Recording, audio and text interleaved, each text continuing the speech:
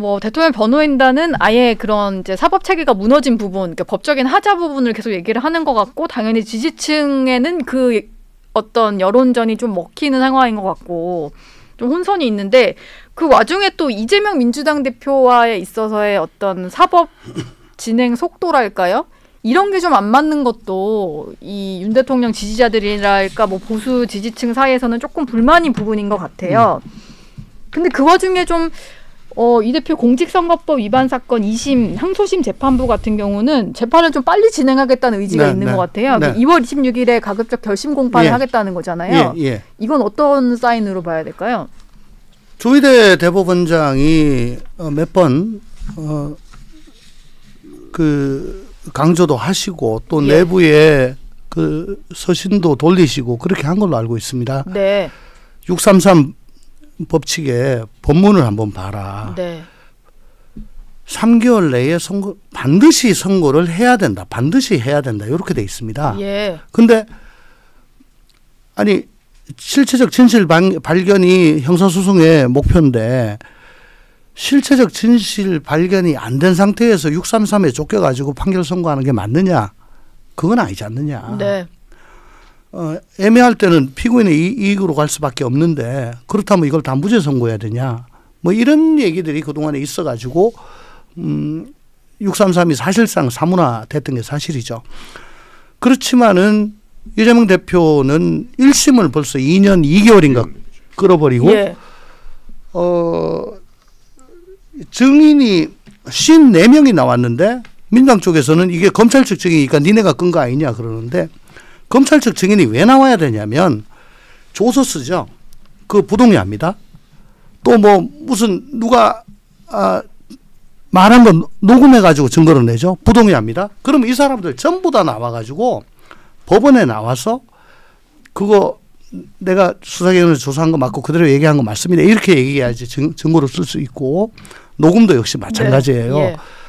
전부 다 거진 다 부동의를 했기 때문에 증거 능력 부여하기 위해 가지고 어쩔 수 없이 나온 겁니다. 그러니까 이거는 이 대표 측 재판 지연 전략 때문에 이렇게 길어지게 된 거거든요. 거기다 수시로 뭐 단식하지요. 뭐 국회 본회의 가야 되는데 그러죠.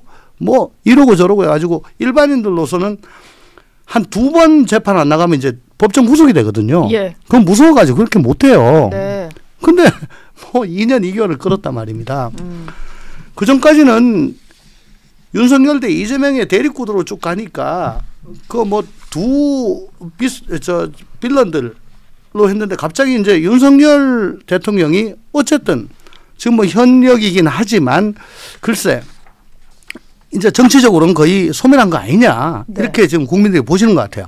그러면 이제 하나 딱 남은 사람이 그 시선이 집중이 된 겁니다. 윤석열은 구속됐다. 근데 이재명은, 윤석열은 헌재가 지금 일주일에 2번씩 하면서 막 가는데 이재명 재판은 이제 이걸 생각을 하기 시작한 거예요. 그래서 간단히 말씀드리면은 또 그렇게 하려고 항소심에서도 증인 13명을 신청을 했는데 법원에서 필요 없다. 검찰 하나, 피고인 하나, 한 명씩만 해라. 증인을. 무슨 언어학자도 부른다 뭐 이런. 그런 거는 국민이 어떻게 듣느냐가 중요하지. 그건 중요하지 않다. 기각. 그리고 대통령 기록관 등 그 10곳에 대해서 문서송부 촉탁을 신청했습니다. 그러면 그거 보내고 다시 받고 분석하고 그게 뭐 어떤 의미냐 다시 증인하고 엄청나게 오래 걸리거든요. 그거 중에 꼭 필요한 거 2개만 인용을 하고 이런 식으로 굉장히 지금 재판을 빨리 돌리려고 하는 의욕을 보이고 있고, 그러니까 이제 위헌법률심판 제청 신청을 하겠다라고 하는데, 이거는 이미 2019년도에 이 대표가 도지사일 때 그때 항소심에서 당선 무효형이 나오고 대법원에 갔을 때 그때 한번 해가지고 기각이 된 적이 있어요. 그리고 이 건으로는 위헌심판 제청이 많이 됐고 헌법소원도 많이 됐습니다. 그때마다 헌법재판소는 합헌이다 라고 했기 때문에 이걸 받아들일 일은 만무한데, 이거 만약에 신청을 하게 되면은 제가 보기에는 이 대표가 굉장히 실수를 하는 거다. 여론에서 좀 여론에 많이 비판을 하겠죠. 많은 역풍을 받게 되죠. 예. 재판부는 안 받을 거고 욕은 욕대로 먹고. 이미 이게 신청한 걸로 알려졌는데 신청은 아니다라고 정정을 하면서 검토만 한 거다라고 했는데 이게 재판부 입장에서는 의견서에 첨부를 했기 때문에 사실상의 어떤 재청한 것과 같은 효과다 뭐 이런 또 얘기를 하더라고요. 맞죠. 그러니까 네. 이미 지금 이재명 대표 측 변호인들과 또 정치적 입장을 다 고려한 지금 현재 대응 방식에서 예. 이미 이제 법원에서 3월 중에는 이제 항소심 결과가 나올 것을 기정사실로 민주당 지도체제에서도 그걸 가져가고 있습니다. 그렇다면은 조기 대선 지금 현재 심판 결과가 나오더라도 이재명 대표가 항소심에서 1심과 별반 차이가 나지 않는 그런 선고가 이루어진다면은 윤석열 대통령의 이 지금 현재 심판 결과도 엄청난 사법체계의 혼란에서 비롯한 성폭 불복 문제가 그때도 나중에 크게 논란이 될 건데 문제가 될 건데 예. 그럼 그런 지금 이재명 대표 역시 항소심 결과까지 나왔는데 뭐 대법원 사상 법리를 따지는 건 아니지 않습니까? 네. 그럼 대법 판결 앞두고 이 뭐 조기 대선에서 만일 본인이 대통령 된다 치더라도 엄청난 또 혼란을 야기시키는 그 당사자가 민주당 대선 후보로 서는 게 맞느냐 이런 혼란이 벌어질 수밖에 없는 거예요. 저는 그런 측면에서도 지금 현직 대통령을 구속 기소하는 그런 뭐 시점에서 이재명 대표 같은 경우는 지금 현재 8개 사건 그리고 이제 12개 혐의로 지금 5개 재판을 받고 있지 않습니까? 네. 그런 측면에서 이재명 대표는 지금 계속 지금 불구속 상태로 지금 재판을 받고 있거든요. 네. 민주당 그러니까 170석의 입법 권력 대표라는 그 직위 하나 때문에 그렇다면은 지금 이 현직 대통령도 지금 현재 뭐 심산 비상계엄의 통치권 행위라고 지금 대통령은 했지만은 그런 내란죄 또 의혹으로 지금 행법상 형사소송법 절차를 지금 따르고 있는데 이재명 대표만 지금 해서 계속해서 재판 지연 전략으로 그렇게 하고 대통령 되면은 대한민국이 어떤 체계가 되는 무법 질서가 되는 거 아니겠습니까? 근데 그 이재명 대표를 겪어보신 조응천 의원님 입장에서는 왜냐면 김성태 의원님은 옆당으로만 보셨지만 겪어보셨으니까 제가 그냥 정치부 기자 한 10년 넘게 한 걸로 봤을 때는 2심에서 비슷한 선고 결과가 나와도 개의치 않고 그냥 출마를 강행하고 당선까지도 노릴 것 같거든요. 어떻게 보세요? 그렇습니다. 뭐 제가 겪어봤다 보니까 좀 부정적인 의미로 들리는데 예. 저하고는 이제 사시 동기 연손 동기죠. 그러니까 그러세요? 1987년부터 알아왔던 사이고 네. 뭐 문영배 뭐 직무대행이나 그 동기 중에 유명하신 분이 많네요. 예, 다 우리 동기입니다. 다 예. 우리 동기인데 어쨌든 지금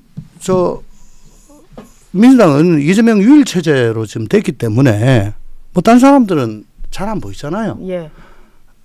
그래서 뭐 항소심에서 뭐 그대로 항소 기각이 되건 말건 그냥 그대로 갈 겁니다. 다만 대법원 확정 판결 없으니까 그냥 계속 간다라고 할 건데 2월 26일 날이 이제 결심 날짜라고 그랬잖아요. 네. 그날 결심이 된다고 하면은 방송에서는 뭐 한 달쯤 있다가 선고가 되니까 3월 말쯤이 될 것이다라고 하는데 원래는 2주입니다.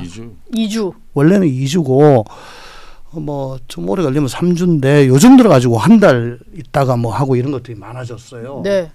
근데 아까도 말씀드렸다시피 조희대 대법원장이 이거 633 맞춰라 라고 했기 때문에 한 달까지는 가지 않을 것이다.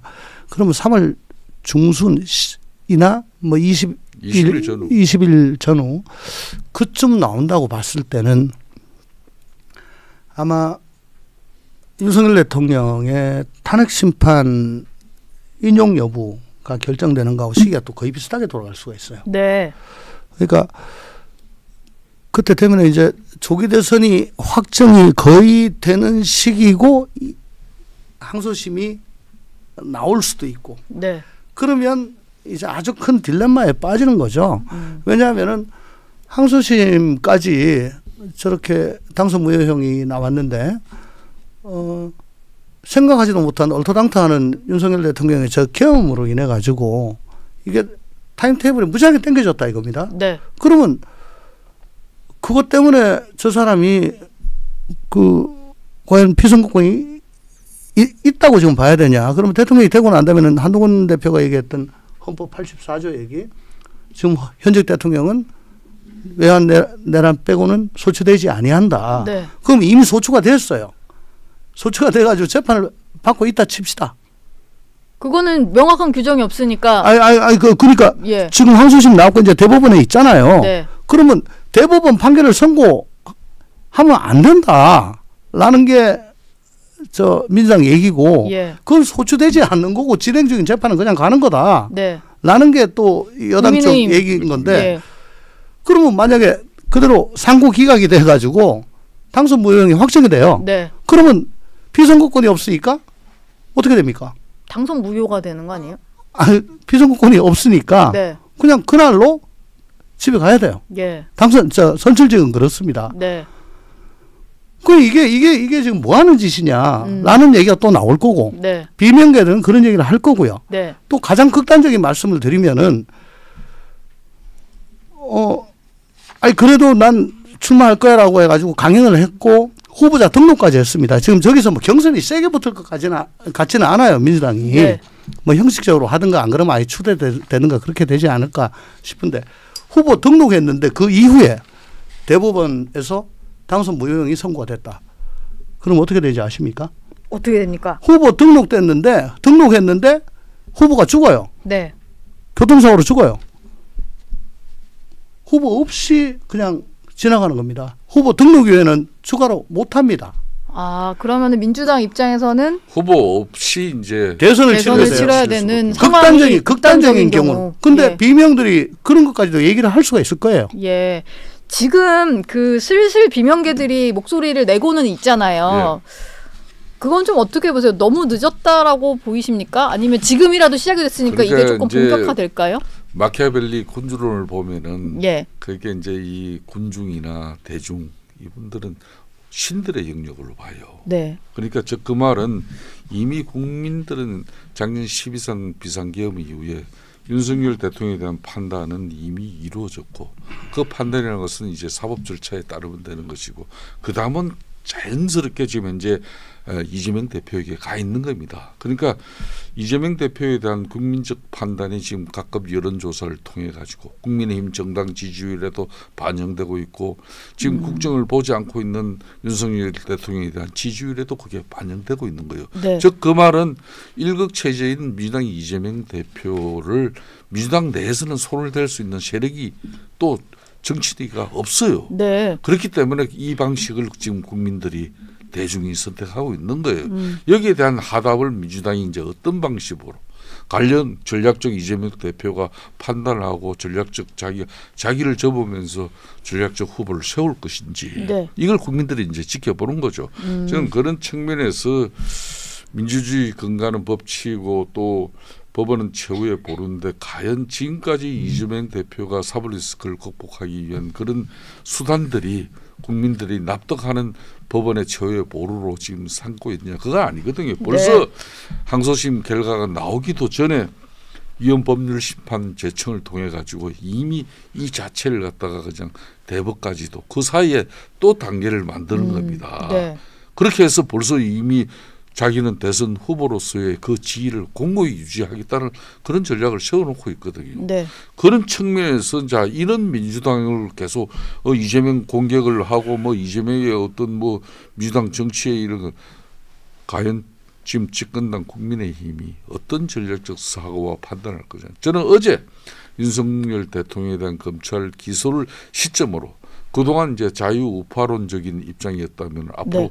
중도 확장론으로 이제 당의 분위기가 좀 일정 부분 전환되면서 네. 중도 무당층을 이렇게 지향하는 그런 당의 메시지 스피커를 털어낼 건지, 계속해서 윤석열 대통령 공수처의 부당한 수사에 의해서, 그리고 체포영장에 의해서, 그리고 법원에 의해서 이런 불법 부당한 네. 수사 재판 예. 모두 다 중단해라 이렇게 나올 건지 심각한 고민을 해야 되는 이제는 이제 그런 대통령 수사에 불법 부당한 얘기 하지 말고 민주당에 맞서서 좀 어떤 식으로 우리 당이 나아갈 모습을 보여줄지를 이미 해야 국민들이 된다. 반응하고 있지 않습니까? 예. 박근혜 대통령 때 탄핵 당시에 네.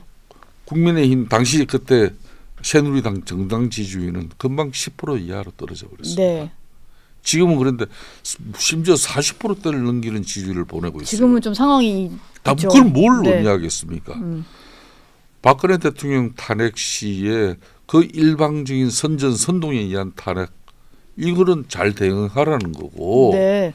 또 이 윤석열 대통령 12.3 비상계엄에 대한 이런 정말 오판이라 하더라도 네. 그 기재의 배경에는 이재명 대표의 제1당이 입법 권력에 과도한 폭거가 있었다. 네. 여기에 대한 국민들의 올바른 판단이 이루어질 수 있게끔 국민의힘 니네들이 정신 차려라. 네. 이 메시지예요. 아,